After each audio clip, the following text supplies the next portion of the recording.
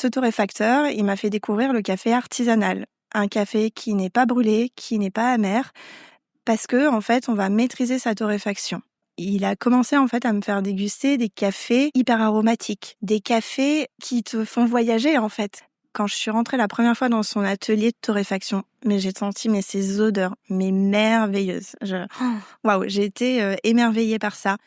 Que ça soit les odeurs de la torréfaction, que ça soit les odeurs du café moulu quand il est fraîchement moulu, et même du café en fait, l'odeur qui se dégage une fois que le café il vient d'être extrait. Donc ça a commencé par les odeurs et après je me suis intéressée de plus près à la caféiculture. Donc moi, de par mes études, ça m'intéressait de savoir comment est-ce que poussaient les caféiers, dans quelles conditions. Et puis ensuite, torréfaction. Justement, tout ce process en fait de cuisson du café, parce qu'en fait, il faut savoir que le café, on le reçoit, il est vert. Ce sont des grains verts qui ont un pourcentage d'eau, d'humidité compris entre 10 et 12%.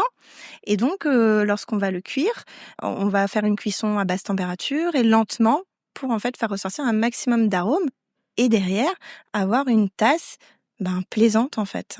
Le son du café quand je le prends, que je le mets dans mon seau pour peser en fait la quantité que je mets dans ma trémie. Il y a le son du torréfacteur aussi. Quand le café est dans le tambour du torréfacteur, il va sans arrêt être en mouvement, sans arrêt tourner. Et à un moment donné, on va entendre le café craquer, un peu comme du popcorn. Esperluette.